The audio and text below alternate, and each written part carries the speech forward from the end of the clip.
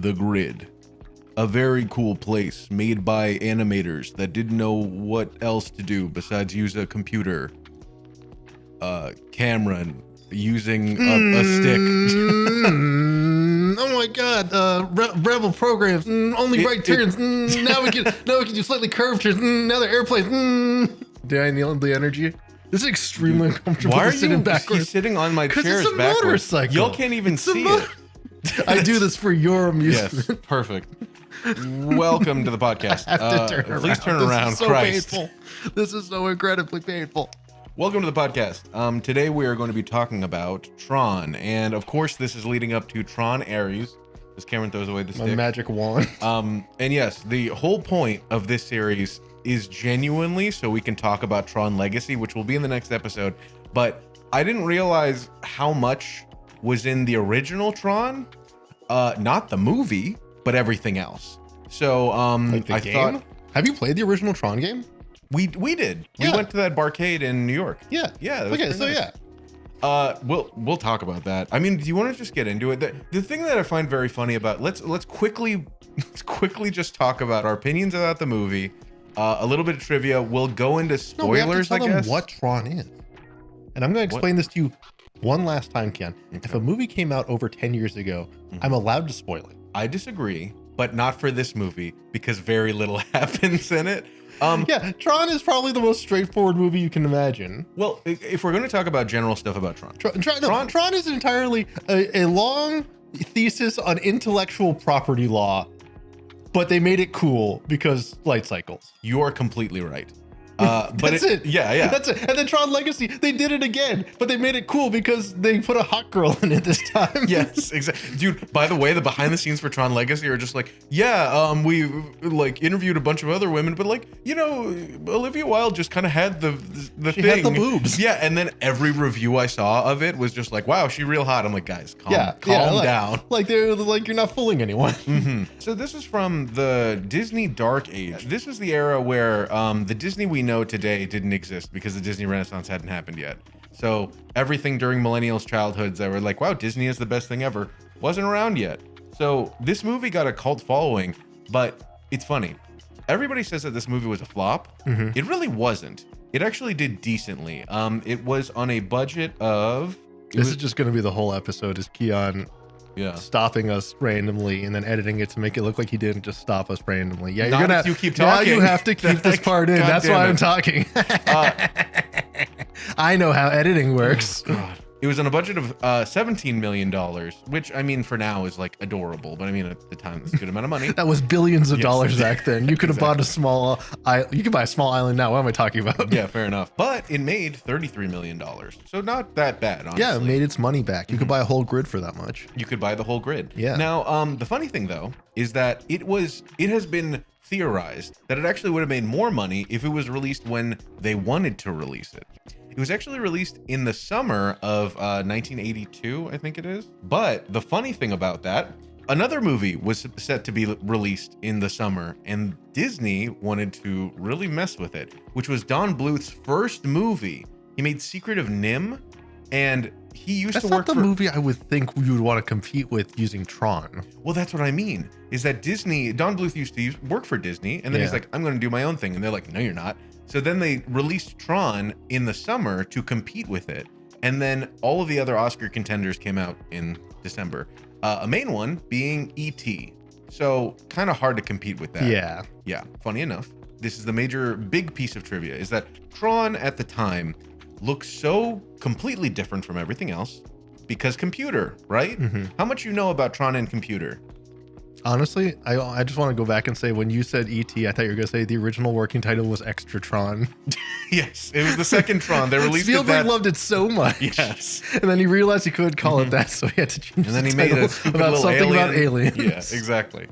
Okay, but no, how much computer? I'm guessing, if I recall, they only used computers for, they didn't even use the computers for like the grid or something. They used it for bit and like one other thing, right? Well, this is the funny thing is that the first time computers were used technically for movies was in 1973 for the Westworld movie. And it's very crude and it's nothing. Yeah, all those people were computers. I remember. Exactly. Yeah, they're all robots. Yeah, they're all robots. But genuinely, like the computer, and when I say computers, I mean CGI, computer generated images.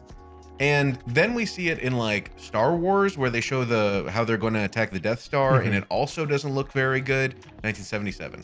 And so yeah, that's why they had to steal the plans, because their own plans looked like crap. They didn't know what AutoCAD software was. Yeah.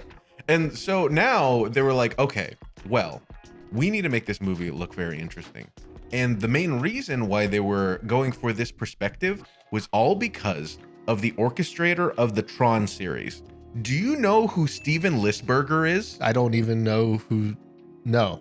This is the orchestrator of all of our pain, because this is the singular guy who directed the first TRON movie and also helped write it, and then went on to do TRON Legacy and TRON Ares. Do you know what else he did?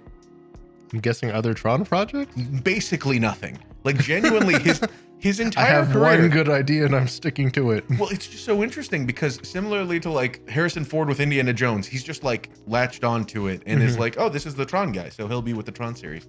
The only other stuff that he did was in school, he made a student Oscar nominated film called Cosmic Cartoon, and it looks really cool. And it's just like a naked lady in space, and it's kind of cool looking, but that like just sounds like Daft Punk. That's just Interstellar 5555. He saw that and he's like, that's what we need for TRON Legacy. Very cool. I know who's gonna get the music. By George, well, we got it. So he made that, and then he went on to work for Disney. Well, actually, no, he made a 90-minute animated, it looks like a TV cartoon for NBC for the Olympics that year. I think it was in 1980. Keon, cartoons can't compete in the Olympics. They use enhanced performance. Oh my God. Keep this part in. This is so bad. So this is awesome. Oh my God. That was so good. So Steven Lisberger then goes on to work for Disney. So this dude's just an animator. Yeah. He didn't know much about computer. And then you know nothing about computer. You know nothing about computer. And so he then goes on to see how big arcades are getting, and he sees something specific in particular, which is the MAGI demo reel of CGI. Have you seen this before? Why do you ask me that? Why do you ask me that every time? So we don't. So you can say no, and I can show it to you. No, of course not. Okay. All right, I see the MAGI logo. Smacks top of wireframe car. Yep. This thing can fit so many megabytes in it. It's just a guy on a light cycle. Is money rolling into town? This is literally what Disney sees every time they greenlight a new live action film. There you go. Yeah, taxes. No, milk. No. Buy now, sale. Oh, thank God. And then you have this little car rolling through. It's beautiful. Look at this thing. It's the grid. A little camera, everything. It's money, you see. The marketplace of ideas. It's so free. It's an invisible hand of the market. Oh my God. Wow. So yeah, so that was the main thing that Steven Lisberger said, and he's like, this is the future. I must now incorporate this into something. So he primarily was doing animation way back when, and then saw that, and then saw the state of video games at the time. It was like, I must use brain. But I have no source for this. Pretty sure he didn't talk to any computer scientist whatsoever, because he was just like, what if game though? And then this is neuromancer logic. This is where the guy invented the term modem, just as like, I just need something here. Yeah, we just need placeholder. Like the entire script is like placeholder for computer thing. And they use a lot of like cool sounding stuff, but genuinely it's like, at the time, I don't think many people knew what the word program was. The master control program, stuff like that. So when you see like the way that they incorporate programs in the movie is like, yeah, sure, who knows? And the thing that I find very interesting about that is it gives the movie kind of a out of like completely separate from our world logic that in my mind, for me at least, is kind of timeless. Where it's just like, this is not, if you think, if they just didn't use the word computer and they used like technology or something, then I would be like, yeah, sure, that's how technology works in this world. You make a carbon copy of your soul and throw it into a computer. Why not? That's exactly what Python programming is. I don't even understand what you're not even lying. So he first sees this stuff and then he's like, we got to do this. Okay, we're making this thing. And so what they end up doing is they actually find a Taiwanese company. I think it's called literally like Wang Productions or something like that. Awesome. I'm not even kidding. Amazing. Yes, it's literally called Wang Film Productions. That's the best. Yeah, and they do the optical effects.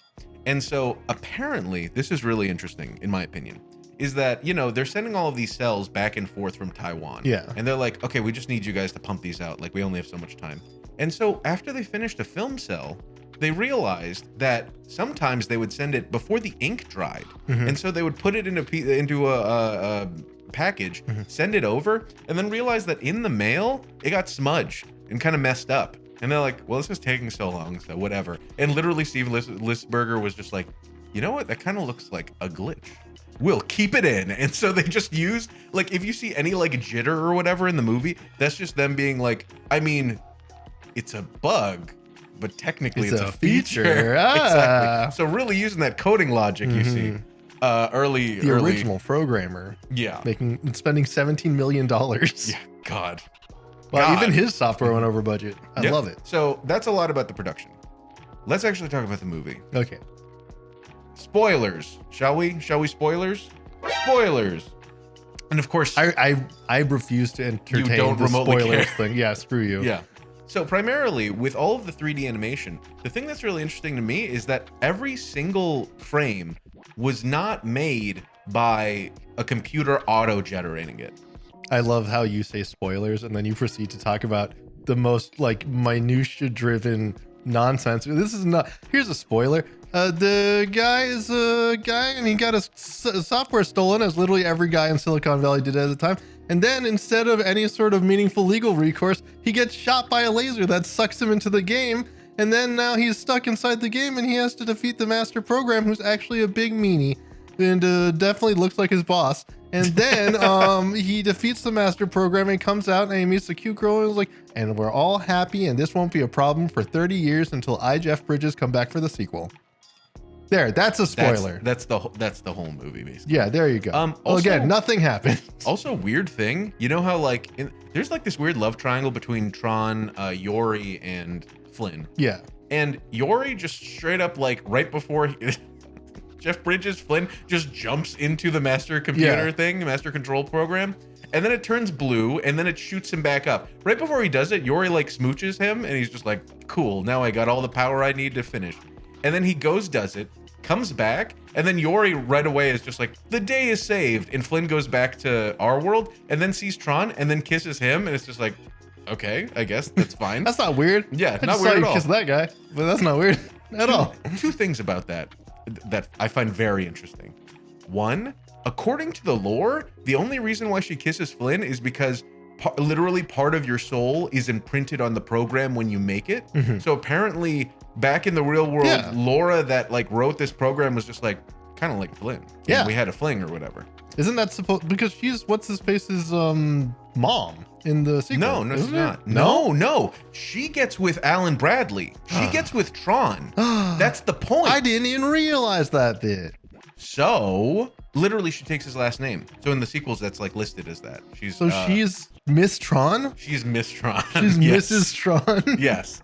And so she gets with him, but like Flynn knows in the back of his mind that she always carried a flame for him, which is really weird for their friendship because they stay friends forever. It's super weird. Well, that's why he goes into the game. He's like, this is too awkward. I'd rather live in cyberspace for all of eternity than deal with this.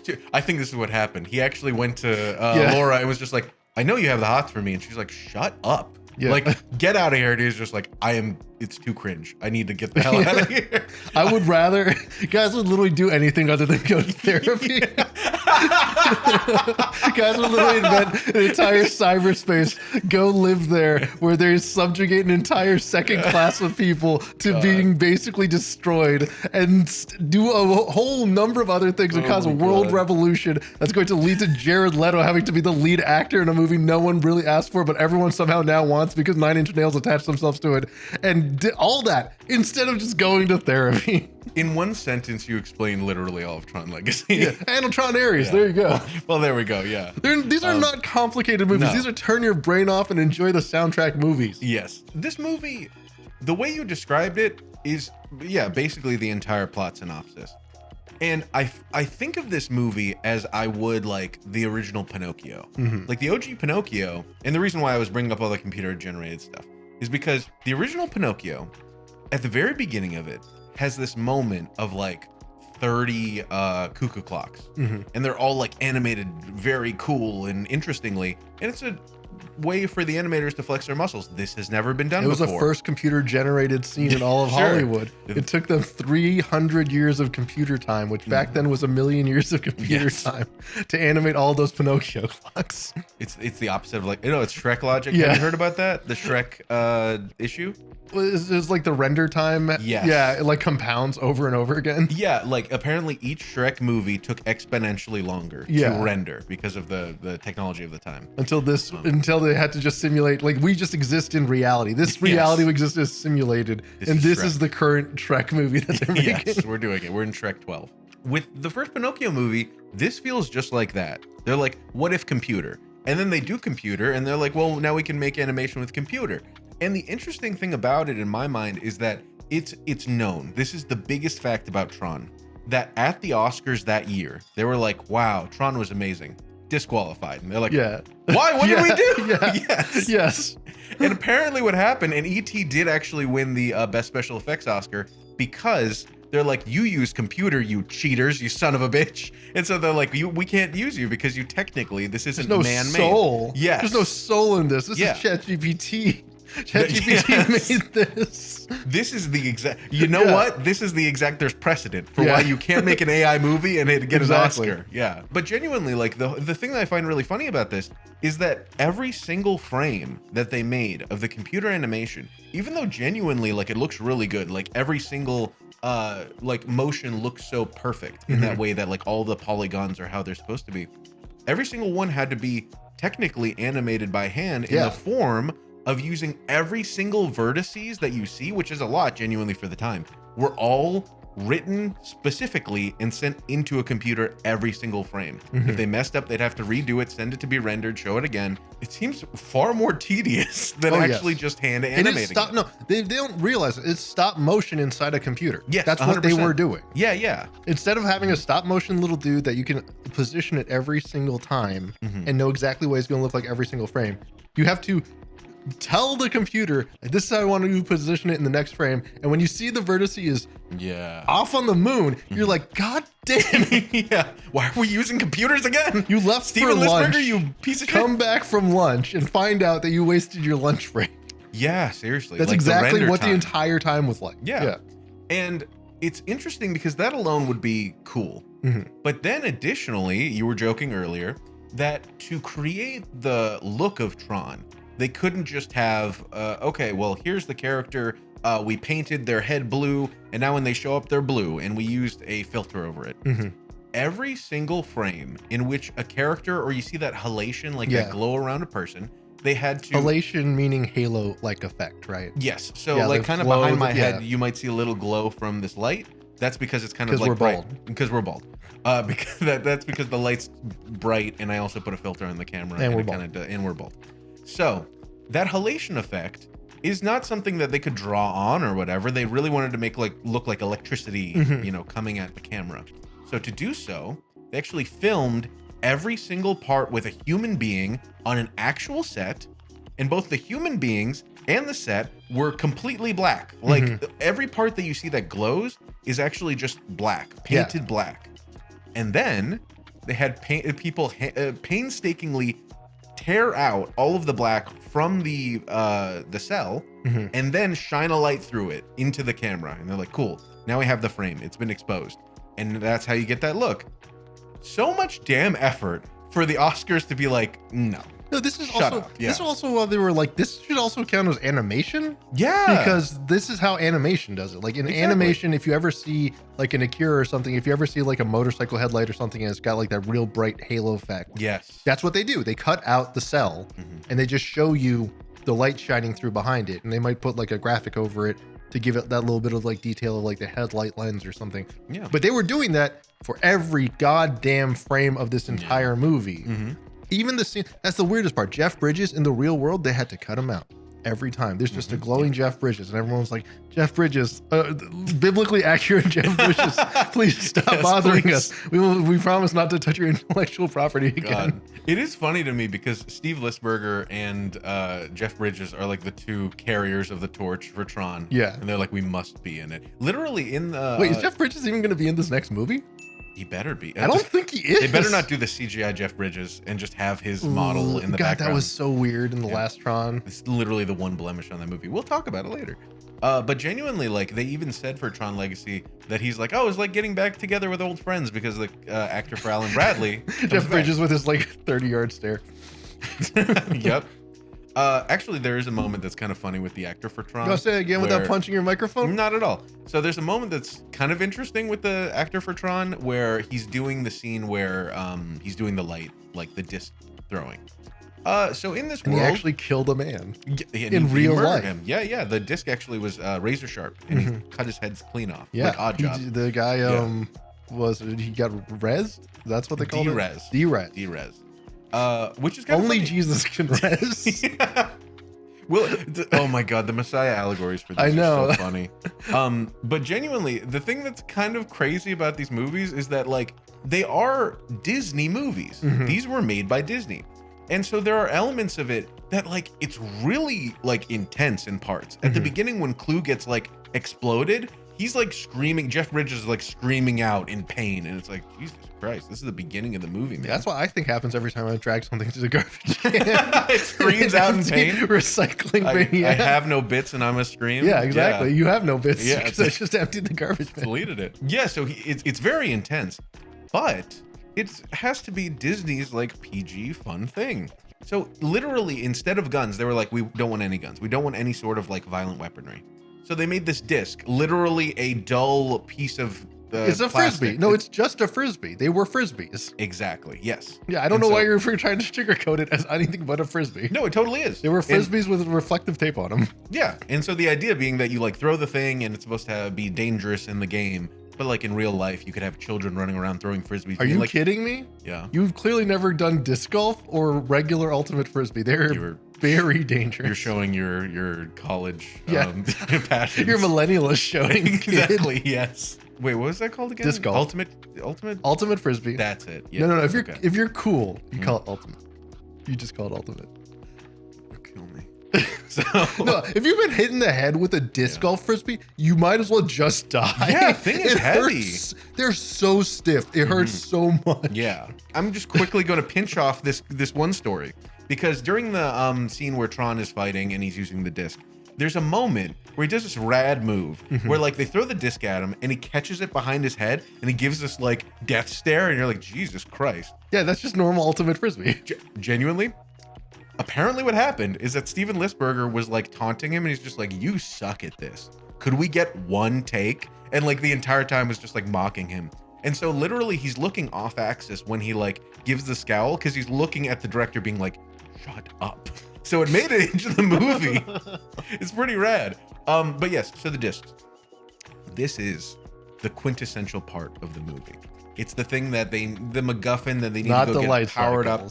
Shut up. Not the balls. No. Not the tanks. No. Not the recognizers. No. Of the merchandise, they had the frisbees for the children. Yes. And this what do you mean for the children? For the children. It's, for kids. Oh my God, it's a hula hoop. Exactly. No, this was the main thing that like you would have as a prop, right? And so they would, at the very end, it's the MacGuffin that they need to supercharge and then take it over to the master control program. And that's what kills it at the end. Did you know at the end of the movie, the master control program dies and then turns into an old man? Do you have any idea what that's about? I'm gonna put my right brain. I'm gonna think real hard. So I'm gonna say that the master control program is a metaphor for control and how we seek mastery over every domain, including the digital one. And in fact, once we've destroyed it, we've realized that mastery is just old people clinging on, not realizing that the world is over, old man. It is time for the new generation to come along. It's a boomer allegory? It's a boomer allegory. Yes. Jeff Bridges was tired of the silent generation holding on. It's time for the boomers to come along and do some trickle-down economics. Yes. Allow the code to trickle down to the grid. Jeff Bridges' famous boomer himself. Yeah. No. Apparently, the Master Control program, this is what I mean about this movie being like so out there. The Master Control program in the lore was actually a chess playing program in the beginning. And then, because in this universe... Wait, we knew that. Yes, no, I know. Yeah, we knew that in the movie. Yeah, but because in this world, programs have a soul, it just kept going. And it kept amassing stuff. And it turned into a big old thing. Yeah, it was the mechanical Turk. Yeah, yes, exactly, yes. To gain sentience, at some point, it was put into the computer. Yes. And that's what explains why it has a turban at the end. God, oh God, you're right. Wow, Jesus. But genuinely, that's what it is. It's reverting back to its chess program. But we wouldn't know that because we never saw the chess program. Yeah, we never. So, all we know is that there was at one point a chess program. So let's move on to, like we said, this is the Pinocchio of the CG world back in the 1980s. Yeah, and I also just want to give a shout out to Bit because I too wish that Jiminy Cricket was just a strange amorphous blob that screamed yes and no at Pinocchio the whole movie. It's so weird. It's kind of cool. Like honestly, I rewatched it last night and I was like, I like this thing. This thing's really cool. It's just the little orb from Star Wars that they use for training, but it's like bouncing around, pulsing. Yeah, it's like scatters weird like eldritch polygons. Yeah. So yes. So we have the disc. Now we got to go on to what you were ridiculing me for, which is the light cycles. My God. Well, okay, hold on. I didn't ridicule anyone. The light cycles are my absolute favorite part of every Tron movie, including the original one. They're so great. It holds there up. are no notes. Yeah. There are no notes. So you have this concept of like, all right, we're going to introduce vehicles to this world. Yeah. And they're going to look silly as hell. And then for some reason, one of them crashes and it breaks a hole in the wall. Yeah. You know explain that crap. Yeah. You know, when you're playing a video game and then you like play it so poorly that your entire computer crashes. Yeah. No, I love when I'm playing Apex Legends and I blow up so hard that the edge of the map explodes and I can walk out of it into a different entire section of the internet. That was my problem in college. I played League of Legends so bad. I'm like, oh no, my essay for tomorrow, I just blew it up on accident. Yeah, it would happen all the time. Yeah. And then you end up in Dota and everyone there is very mean. Yes, exactly. Everyone knows League of Legends and Dota are right next to each other. Wow, I went from hell to worst hell. Exactly. So yes, the light cycle stuff is the coolest part of the entire movie, just because it has actual logic to it in my mind. The disc stuff is What do you mean in your mind? It has very clear rules. I'm just saying that because there's a bunch of other stuff in the movie and none of it makes sense. The disc stuff, you throw a disc, it hurt, but you don't know how bad it hurt. You know, some things die, some don't. But light cycle stuff is you run into the wall and you die, and you can only go at right angles. Yeah, and that's it. It's incredible. Imagine if motorcycles worked. Hell yeah. Exactly. They don't have inflated wheels. Their wheels are just big rock. That's why smash through wall. That's how computer work. Computer just rock. We electrify. We catch lightning and rock, make it scream. We anger God. Exactly. Yes. The light cycle racing is so rad and so cool. But the thing that's even cooler in my mind about it is that the game Tron was actually the first thing to come out related to Tron. Tron came out in the summer. The game came out before that. And so this movie, completely inspired by video games, had a game that came out before it, literally called Tron, came out in arcades, and it's just the light cycle racing. And it is so easy to, it's so elegant and easy to grasp on. That's like Snake, one of the first computer games. That is such a dirty lie. What? Hey. When I was playing, no. When I was playing the Tron game, maybe it was just like the controls were broken. Like half the time we tried to do like the light disc. We're playing it 40 years later. Half the time we're doing like the light disc thing, I was like, why is the whole right side of the map inaccessible? No, but that's what I'm saying. The light disc thing is not Tron. Tron was just light cycle stuff way back in the day. That's what I'm saying. It was originally the light cycle stuff. And so that game, funny enough, actually made more money than the entire movie. Do you want to guess how much money that the Tron game made? Well, I'm going to assume it was more than $33 million. Yes. So there you go. There's but is that adjusted for inflation? No, this is all in the 80s money. Oh my God. So it must have been $1 billion. Yes. Yeah. In today's money, it's more than the entire GDP of America. So that's why Disney's so... Yeah, that's why they're so rich. That's why they can afford everything. It made $45 million. Holy hell. And just quarters. Just from 1982 to 1983, which That's is pure crazy. profit? Yeah. Well, I mean, it probably cost however much to That's make. the gross? That's the gross. That's what I saw. Now, by the end of the year, or at least I think in 1983, they made a game called Discs of Tron. That's what you're talking about. So they made a follow-up to the movie, and it did gangbusters. Mostly because this movie, it's like if you make... Well, first of all, this is a movie about games. Literally, they call them games, and like half of the programming is about games. But additionally, there's a huge... Like, rewatching the movie, it's a time capsule of arcade culture. Like, my God, Flynn's like arcade is so cool looking. And he has that cool little patio at the top, and you're like, I want to go there. This looks rad as hell. They did... in 2012 for TRON Legacy. Man, there was so much cool stuff around TRON Legacy, but they did make another Flynn's arcade and kind of brought it back. And man, wait, like as a pop-up, or are you just talking about the one in the movie? A pop-up. So it was in, I think, Disney in California. Never mind. But my God, the amount of detail and reverence for video games in this movie is so weird for 1982, because we didn't see, in my mind... Yeah, because 1982 was when video games happened. Yeah, and I think this is before the ET crash. I think that was 1983, funny enough. But the craziest thing in my mind is how much we did not get a movie that loved video games and was so much about video games and programming until...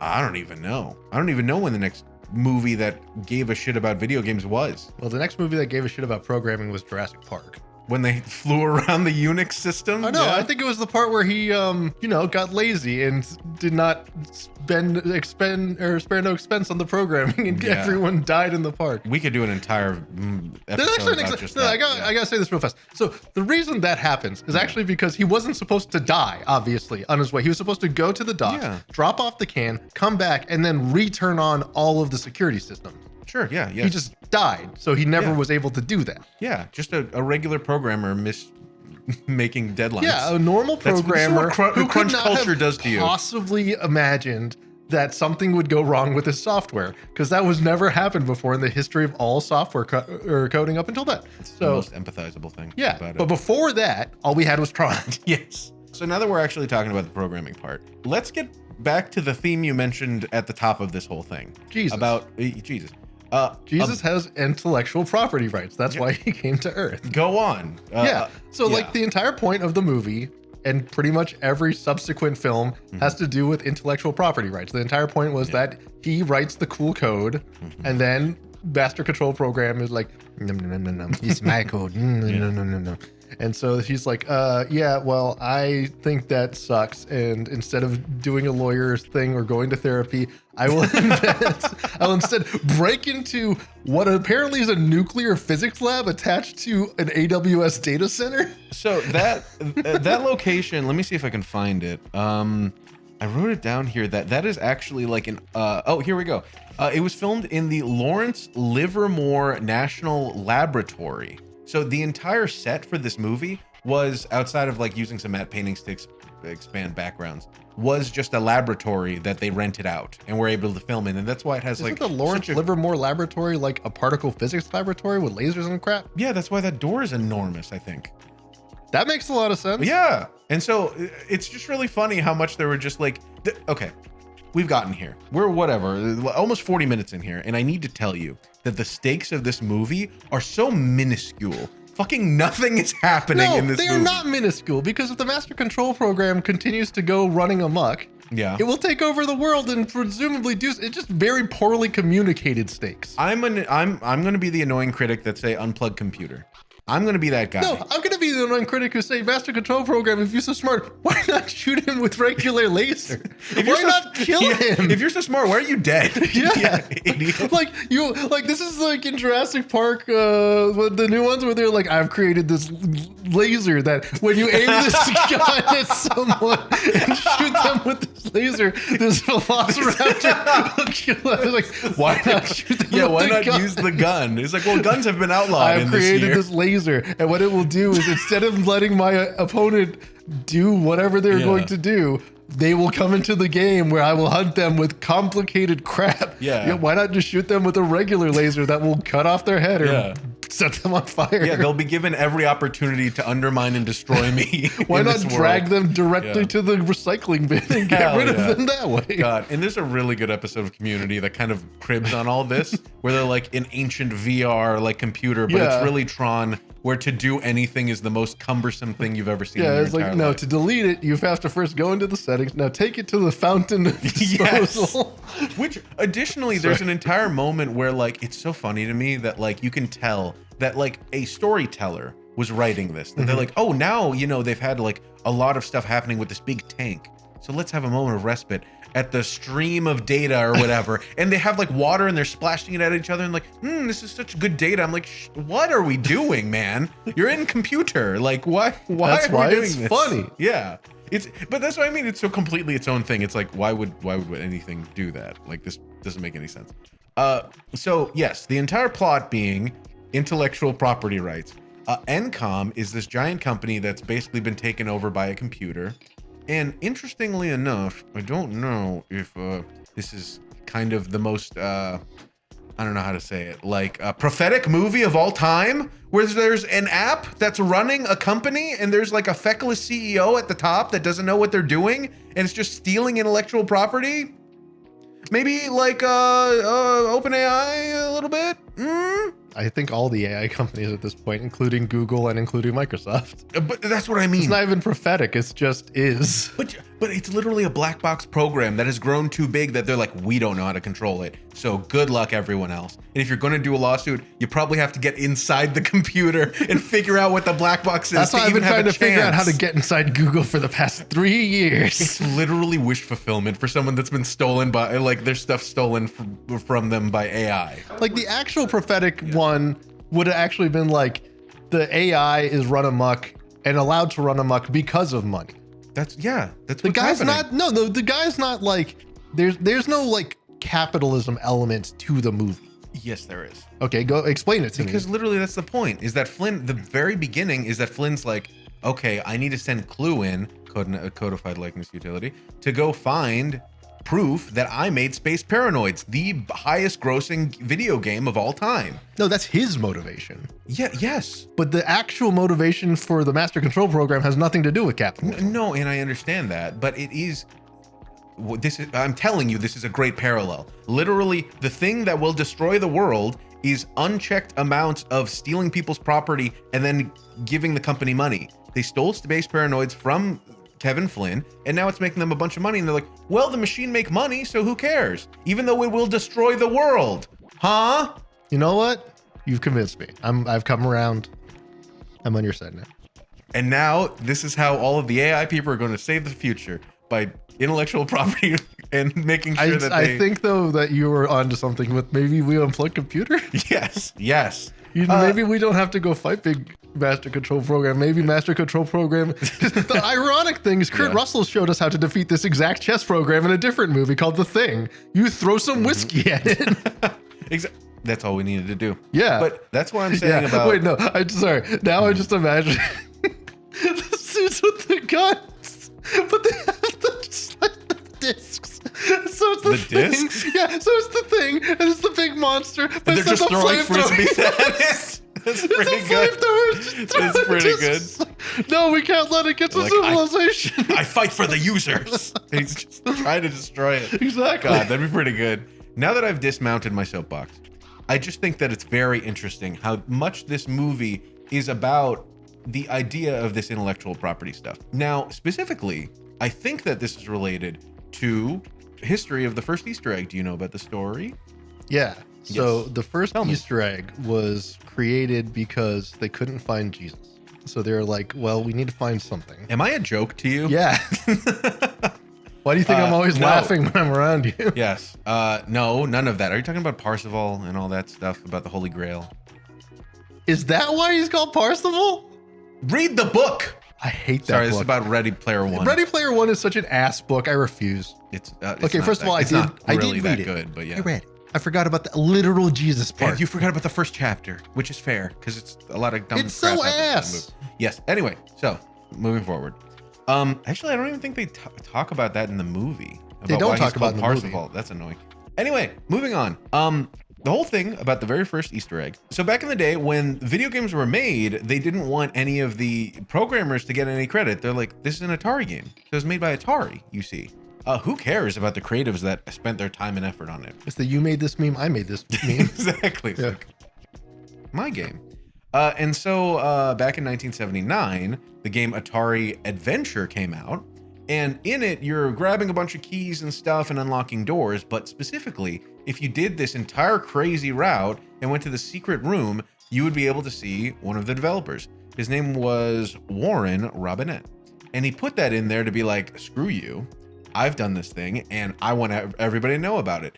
And they didn't even find out about it until after, not only after the game was released, but then years later, to the point where Warren Robinette didn't work for Atari anymore.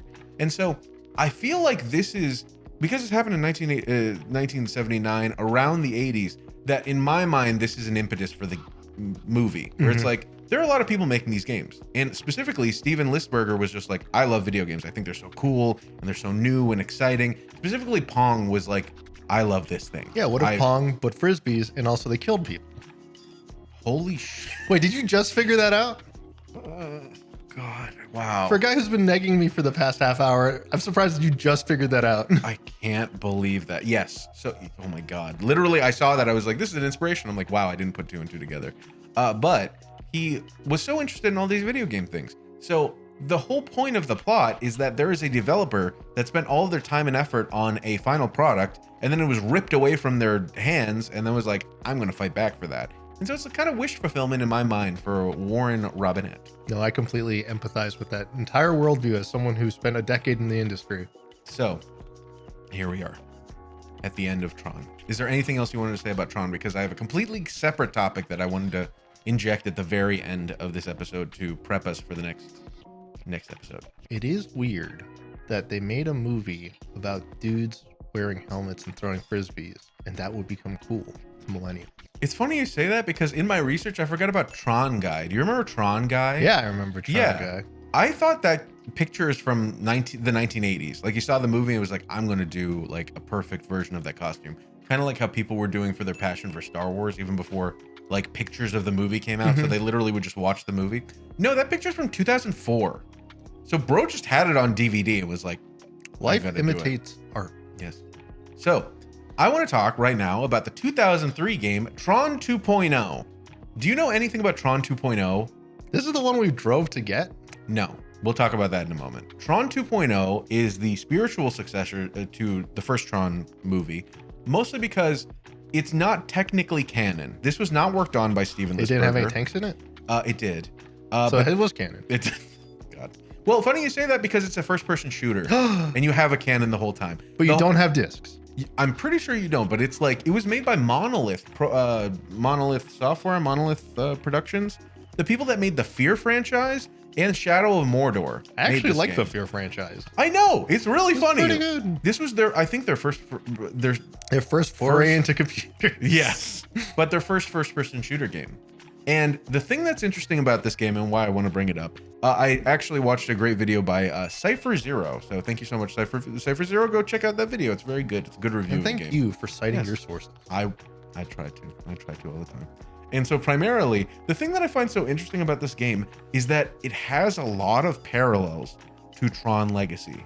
So this is a quick primer for everybody for next video, which is that the main character is the son of Alan Bradley. So it's the son of the programmer who made Tron, not Kevin Flynn. His son is kind of an annoying programmer. He doesn't do anything that interesting. And they're like, we got to kick you into high gear so you can do some cool stuff for ENCOM and be a great programmer. Serve the capitalist masters. Yes. Well, and then he gets he gets atomized into the computer because a program called, I think it's MA3A or some Ma3A. I don't even know what that, like, I didn't play the game.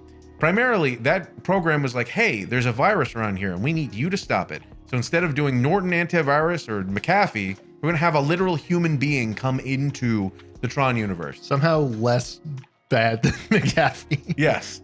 Which is kind of funny because genuinely I'm like, can like a user on the outside program you something and be a bit more useful? But anyway, so he's now in this universe. There's a couple of other characters that are floating around, but then you meet a really cool female character that's very badass called Mercury. And Mercury is just this cool person that's helping you around and trying to show you how things work. And then she sacrifices herself for you to get out. But then Tron, well, I mean, Alan Bradley gets atomized in, and he comes in and he helps you, and he reboots Mercury. So he helps you bring Mercury back to life. And then finally, you have a reckoning with your father. Your father kind of fixes everything, and then everybody returns back changed. There's a bit in there with sounds stupid as hell. It was. I wouldn't even watch a movie about that. There was even shut up. There was, there even was a entire thing with like a rival company, and the whole reason why the virus happened because this rival company was doing something, and the executives from the rival company like de-atomized themselves into the game, and then are like reconstructed poorly, so they're this amalgam of like a gross program. That's awesome. Yeah, and then at they the very become the thing on the outside that they are on the inside. It's a metaphor for how corporate greed turns us all into big slimy monsters. Yeah. And also use this gun. That's the funniest part about all of it is like Disney's like, yeah, guns are fine now. Who cares? Back in 2003, 2002. But the funny thing to me is that at the very end of the game, it's so like, you know, child coded that like everything is about giant executive corporations in software. But then at the end, Alan Bradley comes back out and he's like, hey, I took all those executives and put them on this hard drive, and here they shall stay for time immemorial. And it's like, that's a fate worse than death. Yeah, it's literally I have no mouth when I'm a scream for these people that like we're like, okay, well, we're going to try to make the bottom line for our company a little better. Are they conscious? Are they not conscious? Are they only conscious when the disk is plugged into something? Yeah, because he's holding the hard drive. I'm like, bro, that shit is not plugged in. These people are in stasis. Like, this is creepy. It has a lot of weird implications. Imagine aliens finding it and plugging it in. They'd be like, what has happened to humanity? It's like they've been dead for millions of years. Oh, God. The main reason why I want to bring up Tron 2.0 is not only how much it mimics Tron Legacy, and we'll see next week, but also because they created the ultimate light bike. Look at this thing. So that's going to be in the next movie, isn't it? It better be. It is. It's rad as hell. Looks like that is the. I think that is the light cycle that like they show in Tron Ares. It looks very similar to the one in Tron Legacy too. No, it's exterior. Like you see the person's body. They're on the outside of the bike. Yeah, and it has those two big wheels. The ones in the Ares movie look more like the Bat Cycle. That's fair. Yeah. And that looks more like this, which is the Bat Cycle. Yeah. But the last thing I wanted to mention about this game and why it's so interesting that this looks very similar in my mind to the design from Tron Legacy is because there is a program in this game called the Tron Legacy. Shut up. The Tron Legacy. That's less stupid than the light cycle. It is less stupid slightly. No, but it's called Tron Legacy, and they have to find Tron Legacy. And Tron Legacy is actually by the way, Kevin Flynn has disappeared in this world. So it is kind of like canon in that way. But additionally, that the Tron Legacy program is taking Tron's code from the original system where he existed back in the day and then porting him over to a different system. Maybe the one from Tron Legacy. So there are weird ripples in there of like, this kind of makes sense for like literally bridging the gap of decades from the original Tron to Tron Legacy. Yeah, that's pretty. That's pretty. Yeah, it's pretty. Now finally, last thing, we need to end on the anecdote of Tron Evolution. Do you want to regale us with how little you remember about Tron Evolution? I apparently don't remember it so much. Apparently it was so bad. I forgot the part where we drove forever to get it. Like we went on some mythic quest to get it. So you'll hear in the next episode. I am the biggest Tron Legacy fan. My God. And so at the time, I looked up that there were a bunch of Tron games that were coming out. Now, each Tron game, by the way, that came out before Tron Legacy actually is part of a timeline that lead up to Tron Legacy. Like Tron Legacy is kind of the end of this whole like grid stuff that's like there's a lot of lore, apparently in Tron Uprising too. Yeah. And so they first came out with the DS game, and then they came out with the PSP game, and all of that leads up to Tron Evolution for the Xbox 360. Now, I wouldn't shut the hell up about Tron Legacy at the time. And so I found out that they had made an official game, and I was freaking out, which by the way, I was so into the Tron like stuff as soon as Tron Legacy was coming out that I literally did get Tron 2.0. I remember buying it. And for some reason, our computer at the time wouldn't take it. So all I could do was play the light cycle game single player. I don't know how to describe how infuriating it was. They didn't have, when I was playing it, for some reason, I don't know what happened with the game, but it just wouldn't, maybe I scratched the disc or something, because way back in the day, you had to install it on a disc. And genuinely, I could not play the game outside of a single, people said that there was like challenges with CPUs, but it was just me around the grid, and it was the saddest thing I've ever done in my life. Anyway.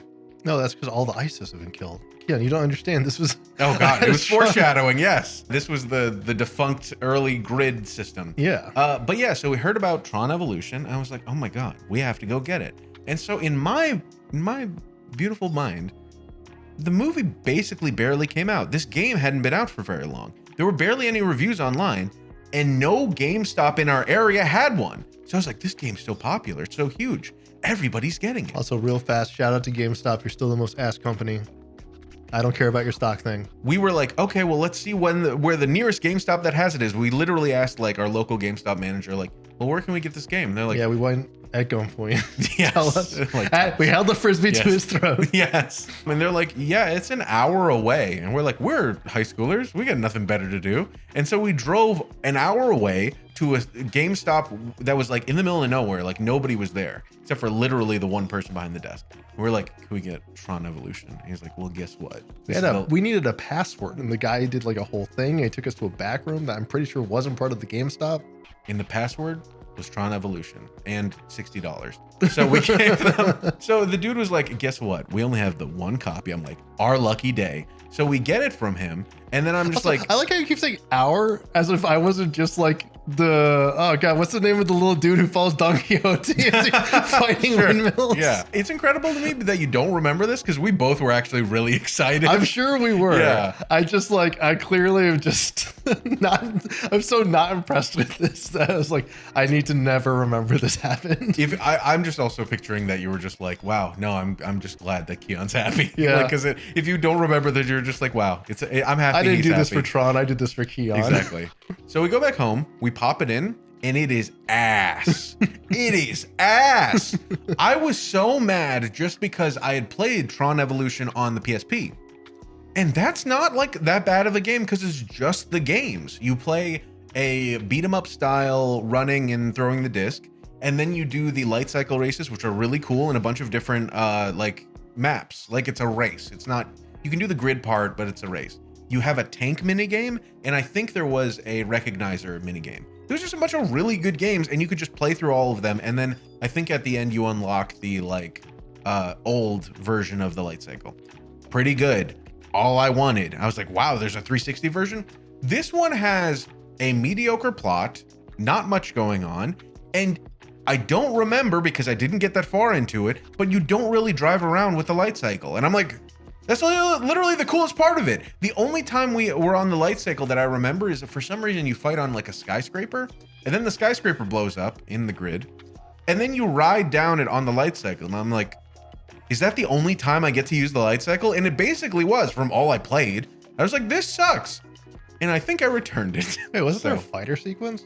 There might have been later in the game, but I didn't get that far, I don't think. And then you drove another hour and returned. No, I think I went to the local GameStop and was like, there's a reason why there was only one copy, and I handed it back and that was it. And it was depressing. So that was the TRON Evolution game and led to my slight disappointment with the TRON series, but that was after the hype of TRON Legacy. I think we're ready. I think we're ready for TRON Legacy. So we'll see you guys in the next video about TRON Legacy. Wait, where's the... Go, yeah, get on your light cycle. Oh my God.